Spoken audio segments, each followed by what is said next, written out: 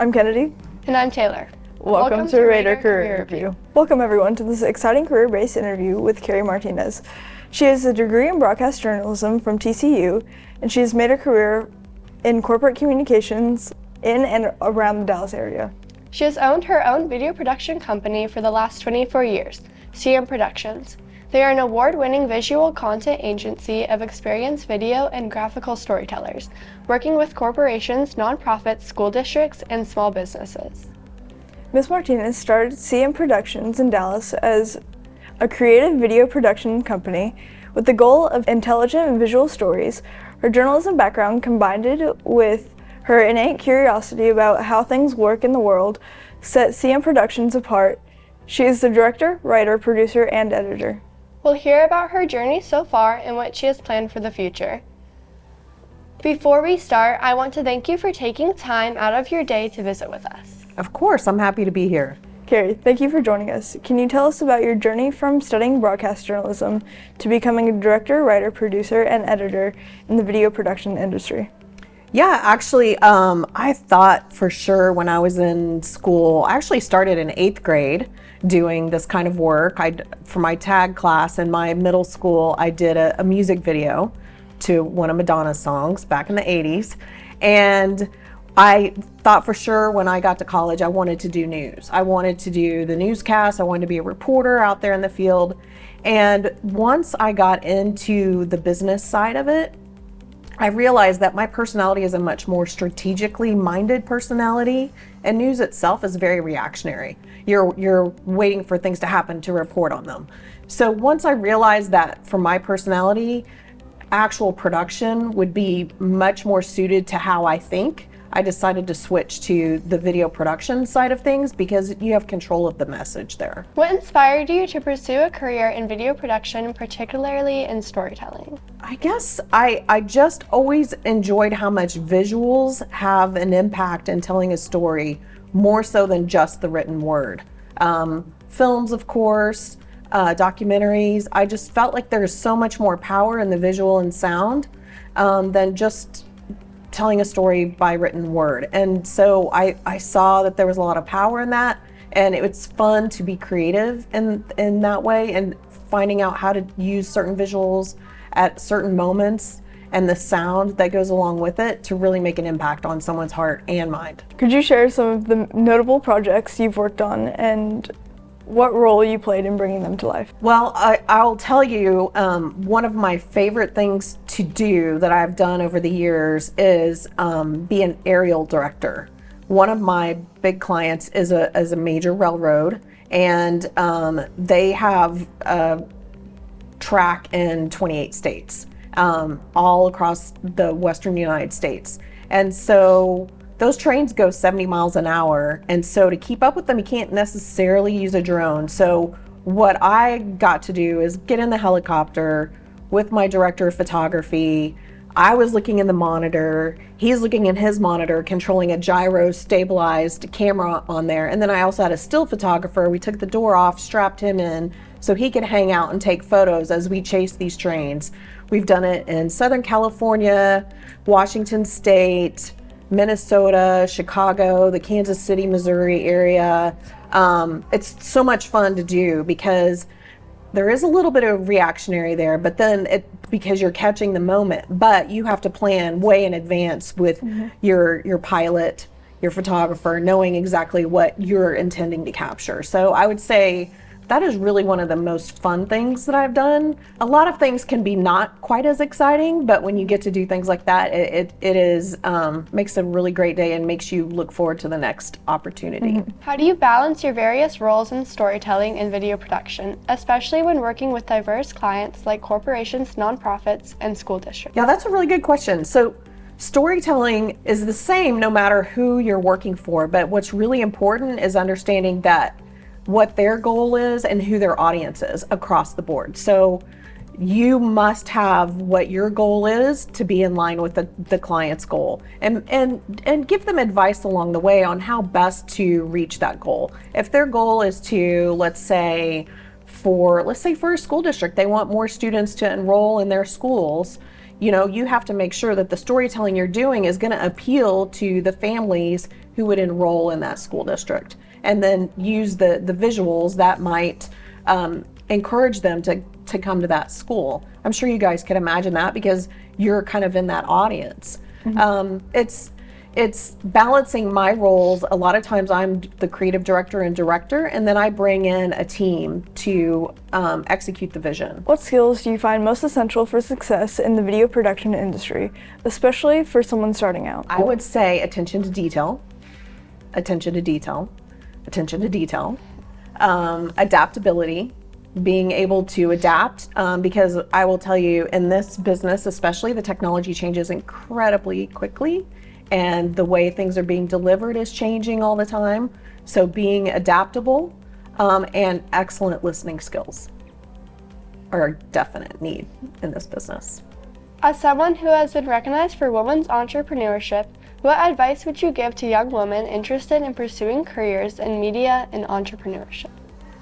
Yeah, I would say build up a network of other women that support you and support them. Don't think of it as a competition. There's not room for just one woman in any area. It's something that we can do together. And by working together, we all can raise each other up. How has your experience working as a senior producer for Sky TV influenced your approach to storytelling and video production? Sky TV was a company that did in-flight entertainment, and we had crazy deadlines, crazy deadlines.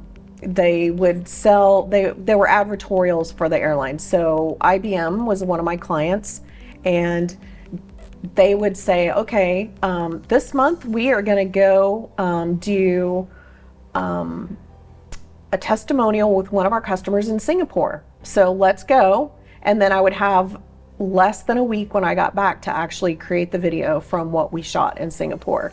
So what I learned from that is that you have to have a very clear process. You have to have very clear communications with your client of that process and when you're going to need their input so you can actually make those deadlines. And you have to have a good team around you that understands the process too.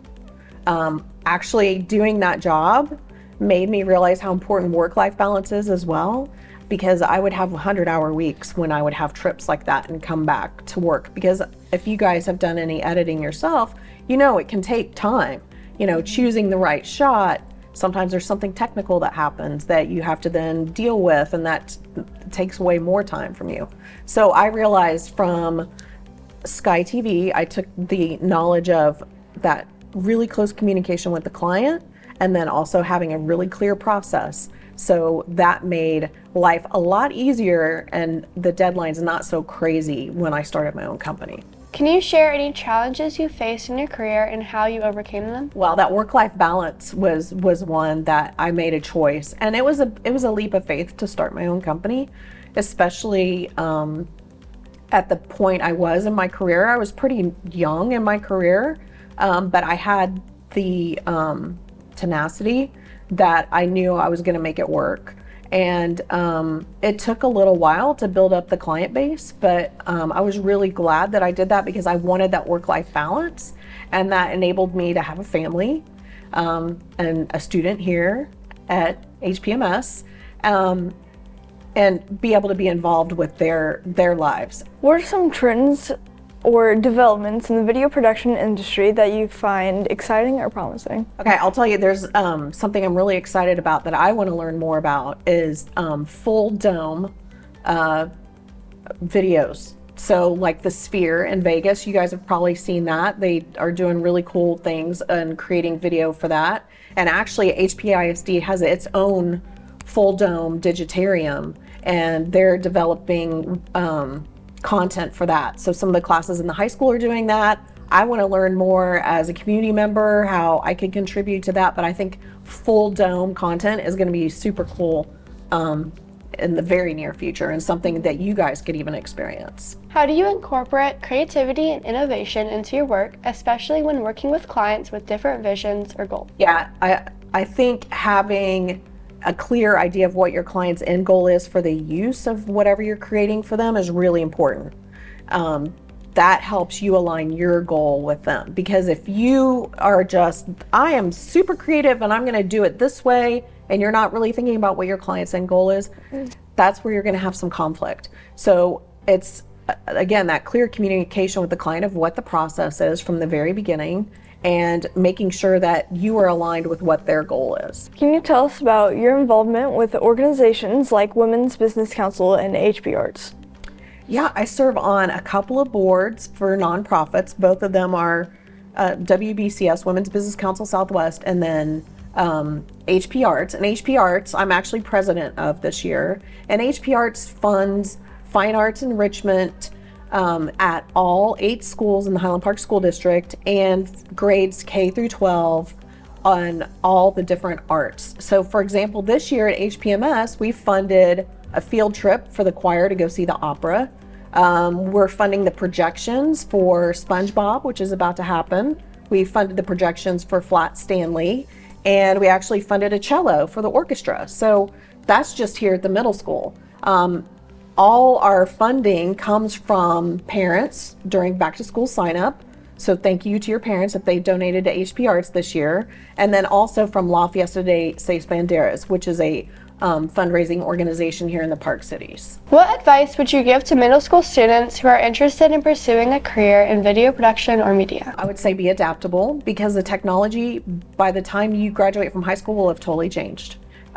There are some things that stay the same, and like lighting, learning lighting is a great thing, because while the tools get better and easier to use, the basics of lighting will remain the same. To light people to make sure they look good on camera, or to make it more dramatic. Learning things like that really can enhance your knowledge. Even if you're just a director or you're a producer, knowing that lighting is going to help when you're bidding a project. Understanding how audio works is good to know, because if you don't have good audio, right? Yeah. You guys have probably experienced that, right?